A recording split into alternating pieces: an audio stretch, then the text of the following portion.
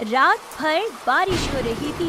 उस बारिश में गुलाबो और किशन का छोटा सा फूस का घर तहस नहस हो गया था कि ये तो उनके लिए हमेशा का था। बेचारे बहुत गरीब थे। गुलाबो ने सारे फूस को इकट्ठा कर लिया और दोनों ने मिलकर फिर से फूस का छोटा सा झोपड़ा बना लिया। चलो गुलाबो, तैयार हो जाओ, आज मंगलवार है। आज गांव में जाकर देवी माँ की चौकी घुमानी है। जी, लेकिन घर की हालत तो। हाँ, वो सब बाद में कर लेंगे, अभी ये ज्यादा जरूरी है। अच्छा जी, ठीक है। गुलाबो किशन के हाथों में और खुद के हाथों में एक ढोलक लिए तैयार हो गई। किशन ने अपने लंबे बालों को बांध दिया और साड़ियों के टुकड़ों से बना हुआ एक लहंगा पहन लिया। उसने अपने पैरों में घुंघरू बांध लिए और अपने माथे पर हल्दी और कुमकुम लगाकर आंगन में आ गया। गुलाबो, टोकरी में देवी माँ की मूर्ति रख दो और उस पर कुमकुम डालकर फूल चढ़ा दो, फिर वो टोकरी अपने सर पर रख लेना। जी। गुलाबो ने देवी की मूर्ति एक बड़े टोकरे में रखकर उसे अपने सर पर रख लिया और दोनों चलने लगे। किशन एक पोतराज था। वो गांव-गांव जाकर लोगों से अनाज और पैसे मांगते थे। दोनों गांव में आ गए। गुलाबो ढोलक बजाने लगी और किशन नाचने लगा और अपनी पीठ पर चाबुक मारने लगा।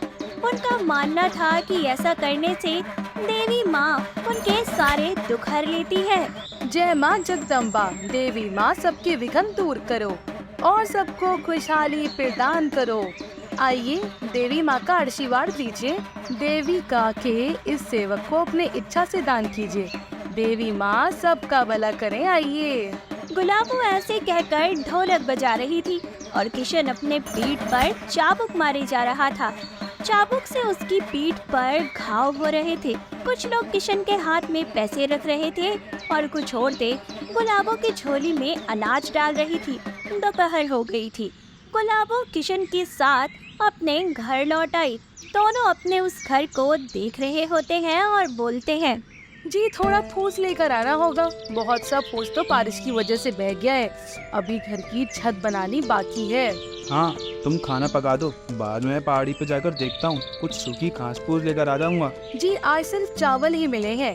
सिर्फ चावल ही पकाने पड़ेंगे। आज किसी ने दाल तो दी ही नहीं। आपको कितने पैसे मिले?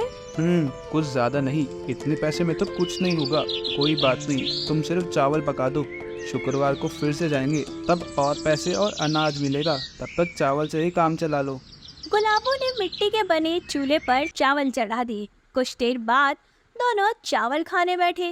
गुलाबो निवाला लेने ही वाली थी कि तभी बाहर एक भिखारी ने आवाज दी, माई, कुछ खाने को मिलेगा क्या? बहुत बहुत बहुत दिनों से कुछ खाया नहीं, बहुत भूख लगी है। गुलाबो ने बाहर आकर देखा तो एक बूढ़ा भिखारी बैठा हुआ था। रुकिए बाबा, अभी लाती हूँ। क्या हुआ, कौन है? जी, एक बूढ़े बाबा हैं। बहुत दिनों से भूखे लग रहे हैं। उन्हें थोड़े चावल दे देती हूँ। लेकिन अभी चावल बचे कहाँ हैं? तुमने तो हम दोनों के लिए ही पकाए थे ना। हाँ, लेकिन हमसे ज्यादा उन्हें खाने की ज्यादा जरूरत है। आप खाइए, मैं अपनी थाली में से परोसा हुआ उन्हें दे देती हूँ। और अभी मैंने से छूटा भी नहीं किया है। गुलाबो अपनी थाली उठाकर बाहर ले आई और उस भिखारी को खाना दे दिया। भिखारी ने पेट भर खाना खाया। तब किशन बाहर आ गए। गुलाबो, अब तुम क्या खाओगी? बेटा, तुमने अपना खाना मुझे दे दिया। जी, मुझे ज्यादा भूख नहीं है, मैं पानी पी लूंगी। मैंने अनजाने में तुम्हारे मुंह करने वाला छीन लिया। तुम खुद इतनी गरीब होकर भी तुमने खुद का खाना मुझे दे दिया। एक बार भी नहीं सोचा कि तुम क्या खाओगी। अरे नहीं बाबा, जिसके नसीब में जो है उसे मिलकर ही रहता है। आज का खाना आपके नसीब में था तो आपको मिल गया, मैं कल खा लूंगी। देवी माँ सब पर अपनी कृपा रखती है। भिखारी चला गया। किशन भी फूस लाने के लिए पहाड़ी पर निकल गया। गुलाबो पानी पीकर आराम करने लगी। गांव में नंगी पैर घूमकर उसके पैरों में छाले पड़ गए थे। थोड़ी देर बाद किशन बहुत सारी फूस लेकर आया। फिर दोनों ने मिलकर घर के हालात ठीक करे और छत बना ली। गुलाबो ने देखा कि किशन की पीठ पर चाबुक के घाव हैं। उसकी पीठ से खून बह रहा था। तभी अरे जी सुनिए, आप जरा लेट जाइए, मैं आपकी पीठ पर हल्दी का लेप लगा देती हूँ, आपको आराम मिलेगा। कितने घाव हुए हैं पीठ पर।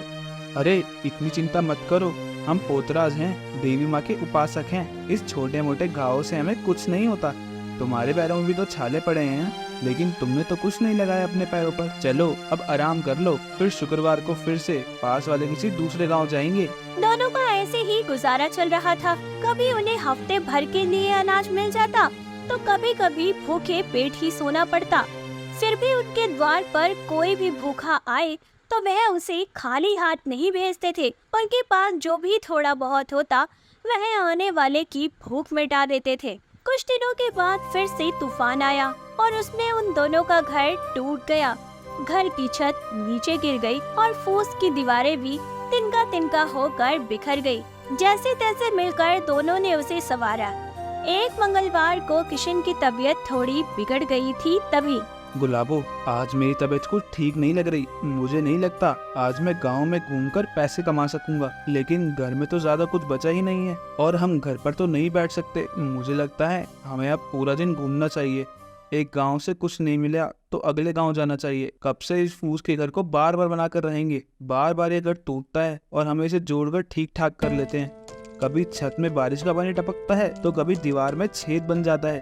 अरे आप चिंता मत कीजिए, देवी माँ हमारी मदद जरूर करेगी। आज आप आराम कीजिए, मैं जाकर गांव आती हूँ। लेकिन तुम अकेले कैसे करोगी? अरे मैं सिर्फ टोकरी में देवी को लेकर जाऊंगी। घर घर जाकर अनाज मांगूंगी। देखते हैं देवी की कृपा से आज कितना दान मिलता है। गुलाबो गले में ढोलक बांधकर सर पर टोकरी उठाकर चल पड़ी। देवी माँ की मूर्ति को उसने अपने सर की टोकरी में रखा था। वो घर घर जाकर ढोलक बजाकर अनाज मांगने लगी। जो औरत उसे अनाज या पैसा देती थी तो गुलाबो देवी के आशीर्वाद के तौर पर देवी माँ के पास रखा हुआ कुमकुम उन औरतों के माथे पर लगाती थी। गुलाबो एक घर के सामने आई और उसने फिर से आवाज लगाई। अरे क्या तुम बार बार मांगने के लिए आ जाती हो? शर्म नहीं आती है? हट्टी कट्टी हो, हाथ पैर है ठीक हो, फिर भी भीख मांगती हो, बेशरम। अरे मैं भीख नहीं मांग रही हूँ, ये तो देवी की उपासना है मालकिन। हमारी कई पीढ़ियाँ यही काम कर रही हैं, तो उसमें कैसी शर्म। तेवर तो देखो, जाओ, कुछ नहीं मिलेगा तुम्हें यहाँ से। आई बड़ी देवी माँ की उपासक। गुलाबो घर आ गई। सिर्फ एक मुट्ठी अनाज बचा था। गुलाबो ने उसे पकाया और दोनों के लिए परोसा। गुलाबो पहला निवाला खाने ही वाली थी कि तभी उसके द्वार पर एक योगी महाराज आए और उन्होंने कहा, अकल निरंजन, कोई संस्कारी स्त्री इस कुटीर में है तो मुझे भोजन खिलाए। गुलाबो बाहर आकर, जी महाराज, अभी परोसती हूँ। गुलाबो ने सारे चावल महाराज जी को परोस दिए। महाराज ने चावल खा लिए और उनका पेट भर गया। फिर महाराज झोपड़े में आराम करने लगे। रात हो गई। जोरों से हवाएं बह रही थी। गुलाबो का झोपड़ा हिलने लगा था। महाराज ने देखा उस झोपड़े की हालात बहुत खराब है। उन्होंने अपने कमंडल से जादुई जल निकाला और झोपड़े पर डाल दिया। उनके जादू से गुलाबो का फूस का झोपड़ा अचानक से ही ठीक हो गया। हिलती डुलती दीवारें और छत दोनों ही मजबूत हो गए थे। तभी महाराज, ये अचानक मेरा फूस का घर ठीक कैसे हो गया? मैं तुम दोनों से प्रश्न हुआ, इसलिए मैंने अपने जादुई जल से इस फूस के घर को मजबूत कर दिया है। आज के बाद ये घर कभी भी नहीं टूटेगा, चाहे कितनी भी ज्यादा आंधी आए या कितना भी बड़ा तूफान। ये घर अब नहीं हिलेगा। ये घर अब बिल्कुल सुरक्षित हो गया है। महाराज के आशीर्वाद से गरीब किशन और गुलाबो का फूस का घर अब उनके सपनों के घर में बदल गया था। तो इसे कहते हैं दोस्तों, नेकी कर दरिया में डाल।